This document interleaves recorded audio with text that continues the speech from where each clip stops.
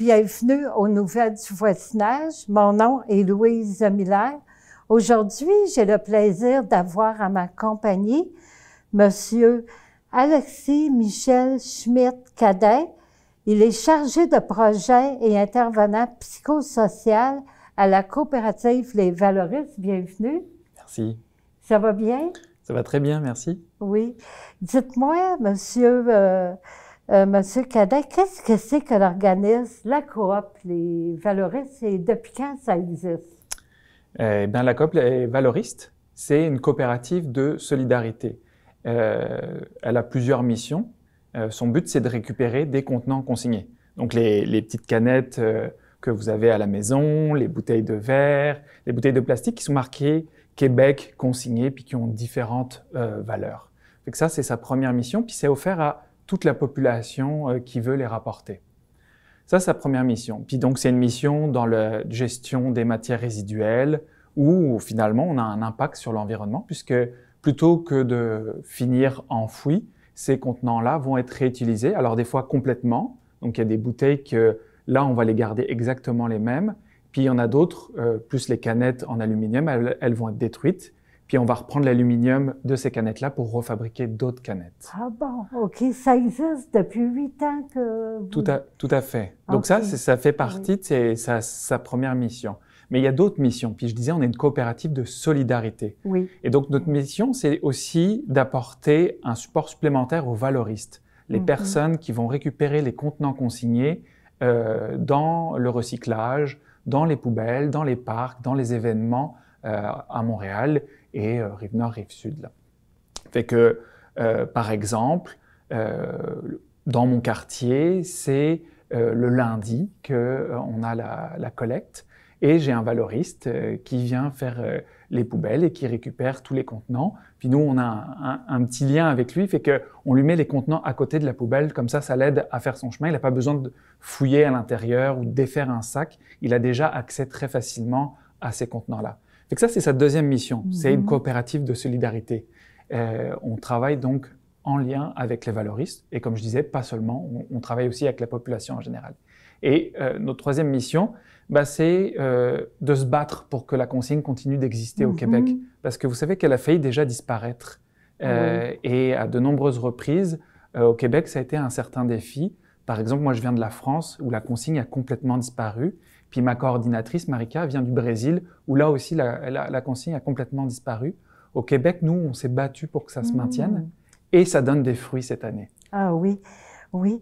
Je sais que je vous ai déjà vu en période estivale sous le pont Jean-Cartier. Tout à fait. Je sais aussi, vous avez déménagé, je crois, le mois dernier, là, au mois de décembre. Oui. En fait, c'est une année assez exceptionnelle, 2020 pour nous. Comme tout le monde, on ne s'attendait pas à ce qu'il y ait une pandémie qui prenne cette ampleur-là. On avait prévu évidemment d'ouvrir notre dépôt pendant l'été, puisque sous le pont Jacques-Cartier, on est réellement sous le pont Jacques-Cartier. Il y a les voitures qui nous passent au-dessus. Oui, hein? Puis on est très chanceux, c'est une zone fédérale, c'est une zone un peu particulière, hein, le pont Jacques-Cartier. On a le soutien du fédéral là-dedans. On a des ministres fédéraux qui viennent nous voir jusque sous le pont Jacques-Cartier pour nous soutenir, comme le ministre Guilbeault, la ministre McKenna qui sont venus nous voir l'été dernier. Mais là, on est dans une année très particulière. Alors, d'habitude, l'été, on est sous le pont Jacques-Cartier, puis on va à travers la ville aussi au gré des événements, les événements comme les festivals, quand on a un dépôt mobile qui est encore plus proche du quartier chinois, à côté de la zone des jardins. Là, il y a un IGA là qui nous autorise à nous mettre à côté pour récupérer les contenants d'habitude. Et cette année, patatras, il y a eu une pandémie, puis on s'y attendait pas. Et là, on a dû réfléchir assez vite parce que d'ordinaire, on ouvre vers mi-juin, fin juin, notre dépôt d'été pour avoir les meilleures conditions pour les employés et les bénévoles de la coop. Et cet été, on a décidé d'ouvrir le 1er juin. Et il faut savoir que les personne ne savait qu'est-ce qui se passait. Les supermarchés avaient commencé à fermer leurs machines à l'intérieur parce qu'ils ne savaient pas trop. On manquait d'informations. Puis nous, on s'est dit, tiens, il faut rouvrir maintenant. Il y a tellement de contenants dans la rue. Tout le monde cachait ses sacs un peu partout. Les gens les gardaient, les entreposaient sur leur balcon. Puis on s'est dit, il faut qu'on ouvre tout de suite. Et on a ouvert le 1er juin. Et le 1er juin, la coop a réouvert. C'était à peu près 20 jours avant que les commerces de proximité commencent à les reprendre. Et ça a été vraiment un grand boom. Et on a été ouvert jusqu'au 15 octobre sous le pont Jacques-Cartier. Sous le pont Jacques-Cartier. Exactement. OK. Et donc, effectivement, vous disiez, on a une très bonne nouvelle cette année. Ça fait 8 ans qu'on milite pour avoir un espace fermé, pour continuer de travailler à l'année pour récupérer la consigne. Et cette année, la Ville de Montréal nous a généreusement offert un espace à l'ancienne îlot voyageurs, l'ancienne gare de bus de Montréal, donc vraiment au centre-ville, à la station Berry-UQAM. Et là, on a pu ouvrir nos portes le 23 décembre, un jour, 2 jours avant Noël, pour récupérer les contenants consignés de l'hiver. Est-ce que c'est un grand espace que vous avez là-bas? Alors, c'est un espace assez fonctionnel, je vous dirais. Oui. On est toujours demandeur d'en avoir plus parce que nous, on imagine des très grands projets où progressivement, on voudrait mécaniser, on voudrait pouvoir en prendre plus, en stocker plus. L'espace qu'on a actuellement est très satisfaisant pour notre première année d'exploitation, découvrir un peu comment ça se passe. On espère dans l'avenir qu'on va pouvoir avoir des espaces plus grands, mais déjà pour une première année, c'est extrêmement satisfaisant. Puis l'endroit nous est prêté gratuitement par la Ville de Montréal pour les 2 prochaines années. Puis ça, c'est très précieux. Hey, c'est une bonne nouvelle, ça, pour vous. Hein? Tout à fait. C'est ça. Ça m'amène à vous poser comme question sur place, là, à la coop des Valoristes. Est-ce que vous êtes beaucoup d'employés qui travaillent là à l'îlot voyageurs, dans les nouveaux locaux, là? Et on est une équipe qui varie entre 3 et 4 personnes, composée d'employés et de bénévoles. Et on est en mesure d'accueillir 4 personnes dans notre espace. Fait que c'est bien plus actuellement que la majorité des commerces de proximité, des détaillants, qui parfois ont décidé de refermer leurs machines parce que ça respectait pas les distanciations. Puis nous, on est en mesure d'offrir un espace où la distanciation est respectée, où les personnes se croisent pas trop. Évidemment, le masque, le lavage des mains est obligatoire, mais on est en mesure de pouvoir accueillir 4 personnes en même temps. À la fois, c'est sur rendez-vous? Non, les gens peuvent venir à leur gré, puis ils peuvent venir avec un contenant, ils peuvent venir avec 15 sacs. On a des gens qui, dernièrement, notre grand record, je pense qu'on était proche de 20 sacs. 20 sacs de contenants, 240 canettes par sac. Ah oui! Des gens qui avaient gardé ça depuis longtemps, qui avaient été en récoltés dans les rues, puis qui voient que nous, on a la capacité de pouvoir les prendre. C'est sûr que quand vous êtes à une machine et que vous allez chez un détaillant, si l'employé vous voit arriver avec un gros sac, c'est stressant, là, comme il voudrait que les gens restent pas trop longtemps là. Nous, on n'a pas ce défi-là. On peut prendre des gros contenants, on peut prendre des contenants écrasés. On n'a pas besoin que les contenants soient nettoyés, fait qu'on est capable de s'assurer de reprendre l'ensemble des contenants consignés. Oui. Vous avez beaucoup les canettes. Je pensais aussi les bouteilles de liqueur en plastique, les 2 litres, tout à fait. vous les prenez aussi, Tout à fait. celles d'1 litre aussi. Oui. Les bouteilles de bière, ça aussi, les bouteilles de bière aussi. Tout à fait. OK. Puis la consigne, quand c'est des canettes, je veux dire, c'est 5 sous. Alors, il y a plein de valeurs différentes. Puis souvent, c'est un peu mélangeant. Puis j'allais en venir qu'au Québec s'en vient une très grande réforme de la consigne qui va permettre de simplifier tout ça. Actuellement, on n'y est pas encore. C'est-à-dire qu'une canette de liqueur, un Coca-Cola par exemple, c'est 5 sous, peu importe la taille. OK. Si vous avez un contenant avec de l'alcool dedans, admettons de la bière, dépendamment de sa taille, ça va valoir 5 sous ou 20 sous pour les plus grosses. La grosseur de la bouteille. Ça, c'est l'aluminium. Mais si vous êtes dans des bouteilles de verre, ça peut valoir 10 sous, 20 sous ou 30 sous. Ah oui, je savais pas. Il y a des valeurs faciales différentes. Et puis pour le plastique, ça va toujours être 5 sous. OK, pour le plastique, hein? OK, c'est bon à savoir parce que c'est des choses que je savais pas. Et on a cette expertise-là qui fait que on envoie tellement des contenants. Juste pour vous donner une idée, l'été dernier, on a traité 2,4 millions de contenants. Fait que c'est une masse de contenants, on les connaît pratiquement par cœur de savoir lesquels sont à 5 sous, lesquels sont à 20 sous. Au poids, on peut les sentir, on peut les voir, savoir celles qui sont un peu croches. on a une expertise dans la reconnaissance des contenants consignés que personne n'a. C'est un travail à temps complet, là, vous faites... Oui, tout à fait. Ben, et puis, c'était la première année aussi, cette année et cet été, puis qu'on essaie de garder cet hiver. On a été ouvert 4 jours pendant la semaine. On en reviendra peut-être à la fin, mais ouvrir 4 jours pour un petit organisme comme le nôtre, c'est un sacré défi. On est très chanceux, on a de nombreux partenariats, de nombreux partenaires qui nous soutiennent énormément, puis on est souvent consulté, que ce soit à l'Assemblée nationale ou par différents organismes pour notre expertise.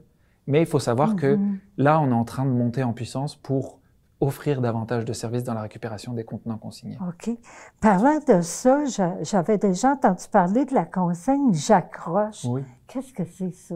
Bien, un peu comme j'en parlais tantôt, quand moi j'ai des canettes chez moi, puis que je me dis, ben, j'ai pas le goût de les rapporter, de faire la ligne quand je vais à l'épicerie, puis finalement que la machine, peut-être, elle va pas me le reprendre parce que mon contenant est pas enregistré, parce que j'ai pris des canettes qui sont nouvelles. Hein, les microbrasseries en ce moment font beaucoup de nouvelles canettes, fait que c'est des fois un peu mélangeant.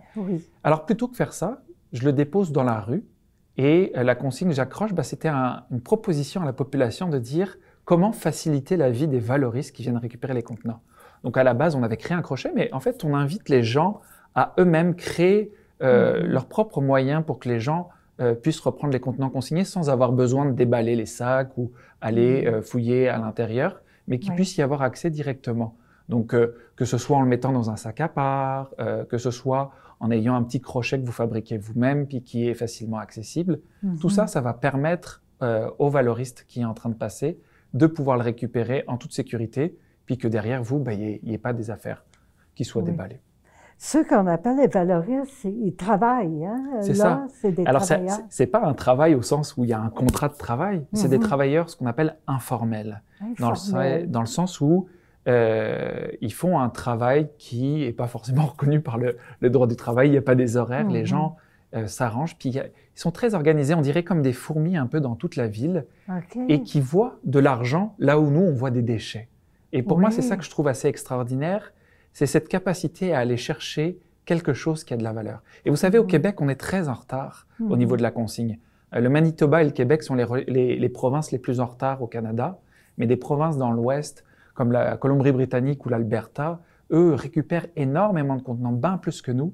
Puis là, le gouvernement du Québec a décidé de prendre action et de faire passer une loi pour consigner un plus grand nombre de contenants dans 2 ans.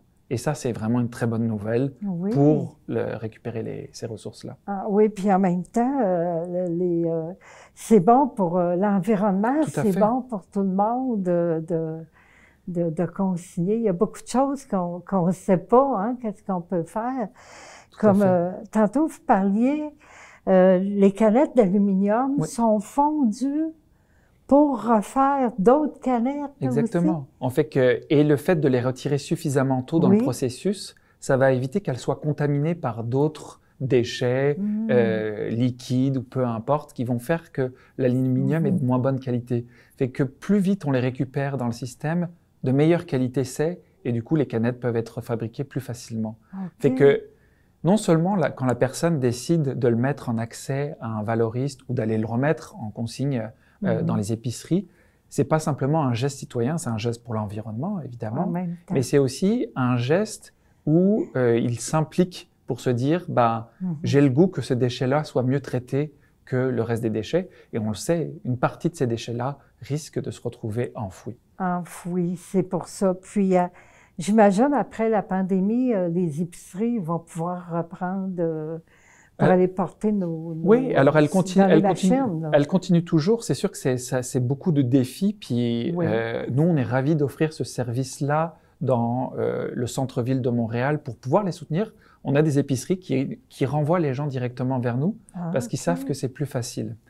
Alors, c'est sûr que nous, actuellement, on est beaucoup subventionnés, mais on aspire progressivement à ce que la manutention puisse être payée par l'industrie. Puis ça, c'est vraiment un gros défi. Vous savez que quand vous rapportez votre contenant à l'épicerie, en fait, l'épicerie reçoit une somme d'argent pour la manutention parce qu'elle vend des contenants, elle est censée les récupérer. Ça, c'est dans la loi. Oui. Fait que c'est pour ça que ça crée des enjeux l'été dernier. Mais quand elle récupère les contenants, l'industrie lui donne un peu d'argent pour l'entreposer, pour les frais des machines, etc. Nous, étant donné que nous ne sommes pas des détaillants, nous ne vendons pas de nourriture ou de boissons, on n'a pas ce statut-là et malheureusement, on ne bénéficie pas de cette aide financière essentielle. Et on se bat actuellement pour faire reconnaître notre travail comme essentiel et surtout qu'il a une certaine valeur. Oui, c'est vrai, hein? Oui. En terminant, les jours, les heures d'ouverture de la coop, les valoristes, c'est quand? Alors, on est ouvert du lundi au jeudi, de 8h à 14h. Oui. On fait aussi des collaborations exceptionnelles quand il y a des grosses quantités qui arrivent, notamment avec les entreprises, quand les festivals sont en place. Évidemment, on est là. On avait plein de contrats signés avec des festivals qui devaient avoir lieu l'été dernier. On a des hôpitaux qui nous ont rapporté des contenants, un service de police qui a commencé à nous rapporter aussi des contenants. Fait que c'est juste aussi pour dire que vous êtes vraiment la bienvenue à nous apporter vos contenants consignés. Puis vous allez recevoir un service où vous allez vous sentir vraiment accueilli dans cet espace. Oui, hein? Puis en même temps, ça aide pour l'implication citoyenne des gens. Tout à fait. Oui, c'est comme si on trouvait une communauté là-dedans. Il y a des gens qui ont un emploi puis qui gagnent très bien leur vie, qui vont côtoyer quelqu'un qui est en situation d'itinérance, puis ils vont commencer à se parler dans cet espace-là. Ils vont se dire « Ah, on se connaît, on s'est vu à cet endroit-là ». Puis quand ils repartent, il y a comme un semblant de communauté qui commence à apparaître. Puis cet été, on l'a vraiment vu, des gens de plein d'origines différentes qui commençaient à parler ensemble. Puis moi, ça, je trouve vraiment que ça donne du sens dans ce qu'on fait. Vrai. Puis en ce moment, le sens, c'est comme une valeur très précieuse. Très, très important, hein, justement. En terminant, les coordonnées, quelles sont les coordonnées pour vous joindre? Oui, alors déjà, savoir que l'îlot voyageur, donc c'est au 505 Maisonneuve-Est, c'est accessible par le parking. On est à la porte 10, donc on est vraiment comme si on était dans l'ancienne gare de bus avec les vieux bus, pas la nouvelle. L'ancienne, puis vous pouvez à ce moment-là venir vous garer, hein, c'est possible de vous garer à proximité sans avoir de ticket. Ah bon. Fait que ça, c'est bon, c'est bon à savoir. Ça. Vous pouvez venir en vélo ou à pied. C'est sûr que les valoristes sont des gens qui fonctionnent beaucoup à pied ou en vélo. Et au niveau des coordonnées, vous pouvez rejoindre Marika, qui est donc la coordinatrice, au 514-836-0640, ou moi-même, Alexis, donc au 514-585-9250. Oui. Puis, vous avez votre adresse courriel? Oui. Alors, en fait, je vais vous renvoyer au site Internet qui est cooplesvaloristes.ca. Puis, ça va vous permettre de voir un peu toutes les informations que j'ai données pendant l'entrevue. Puis, de pouvoir y avoir accès et retrouver toutes les informations. Oui. Les coordonnées vont apparaître en bas d'écran. Je vous remercie beaucoup, Monsieur Schmidt-Cadet, d'être venu aujourd'hui à mon entrevue. C'était Louise Miller pour les nouvelles du voisinage. À la prochaine!